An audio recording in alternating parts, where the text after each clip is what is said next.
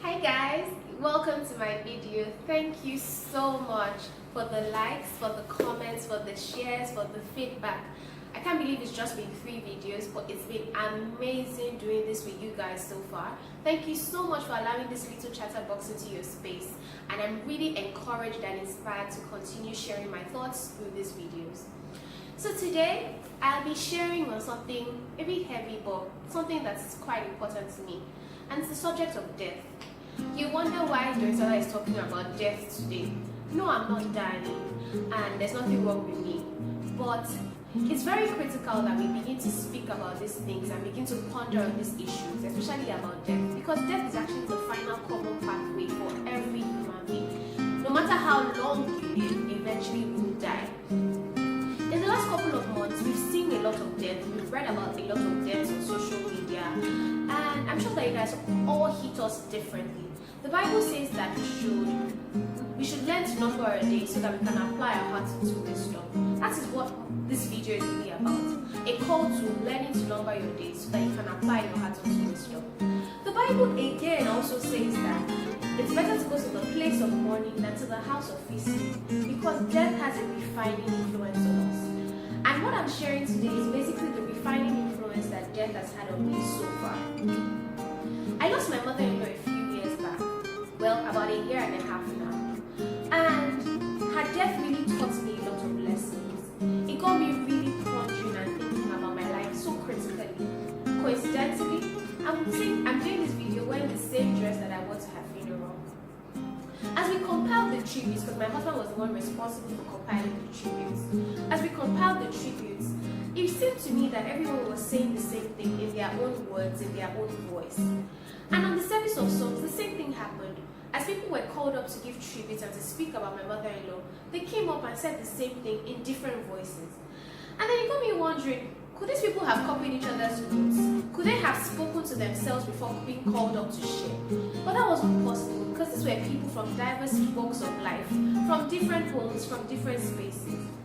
So the major thing that struck me that day was that my mother-in-law, unknowingly to her, she had a compelling personal brand. This woman dedicated her life to living meaningfully, to living her life on purpose. She was intentional about the activities and the things that she spent her life doing. It got me asking myself, if you were to die today, what would people say about you?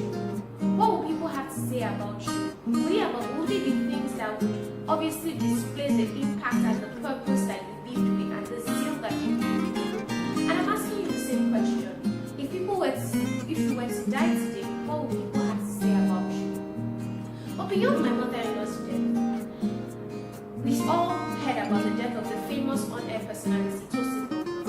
And about the same time, I also lost a colleague at work. And we had gotten close just like a few months before she died, and she really impacted my life. So her death really struck me. But what struck me about their deaths was the fact that it seemed to me that though they lived a short life, they lived a very impactful life. And they were dying empty, so to say. It seemed like they had lived life fully, and now they were dying empty.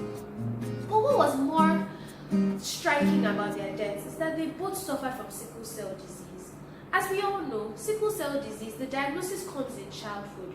And as the child grows up, you live with this label, with this tag over your head, like, the doctors have said to me that I may not live till I'm 40, I may not live till I'm 50. So it got me wondering, was it the fact that they had this label, sickle cell disease, over their lives that made them live life with such meaning and such impact?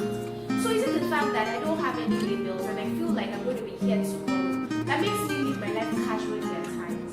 These are the critical questions that these deaths have got me asking myself. But I've realized that it's very important that we begin to spend our lives doing things that have eternal significance. It's very important that we begin to live daily doing things that have meaning and things that have impact. Because if you realize that tomorrow is not promised, the next hour is not even promised, all you have is today and now. So you should actually commit today and now to doing things and living life with such great impact and such great purpose. Not spending your life recklessly. I know there's a common popular saying that says, YOLO, you only live once. Yes, you only live once, but that shouldn't motivate you to live a life of recklessness.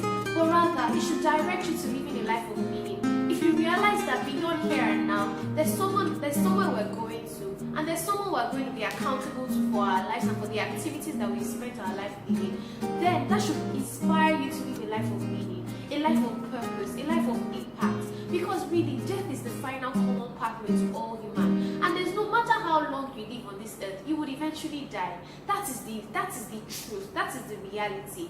And as a doctor, I've had the opportunity, but I won't call it a privilege, but I've had the opportunity of spending time with people as they're about to pass on, as they're about to take their last breath.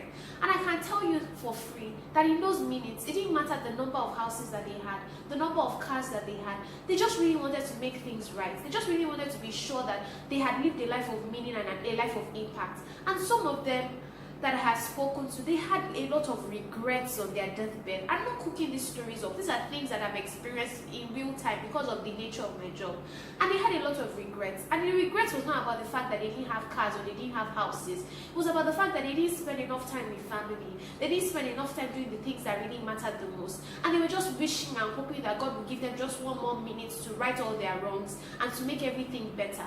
So why would we decide to prepare ourselves for the end of regrets, for the end of sorrow, for the end of pity, when we have the chance to actually design our lives in such a way that we live every day meaningfully? We don't take every day for granted. We don't take a single breath for granted. We realize that we've been freely given life, and we must use this life judiciously to bless and impact others. It's really about the legacy that we will have when we're gone. My mother-in-law might not have left us with so much money, so much, but the legacy that she had left us with, oh my God, it speaks even days after she's gone. As if we will meet with people who will say, this was what your mother-in-law did to me. She led me to Christ. And that alone is like a gift to generations, a gift that keeps on giving. So I'm encouraging us today to live a life of meaning, to live a life of purpose. This is what I've committed myself to, that I must die empty. As if people must understand that there is another path through the surface of this earth. And it was not about meaningless pursuits. It was about things that had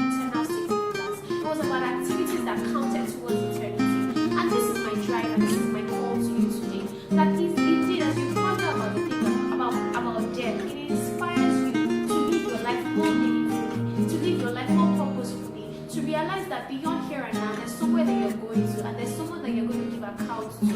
And also the fact that everybody must feel your impact positively. They must feel your impact for the things that really count and the things that really matter. It's not about amassing a lot of wealth. Those things may seem important. You may want to leave your children with a legacy of, I built a name for myself, I built a brand for myself. Those things are important. But apart from that, what is the impact that you're having on people? These are the questions that I'm asking myself, and I'm asking you also. If you were to die today, what will people have to say about you? Please think about it.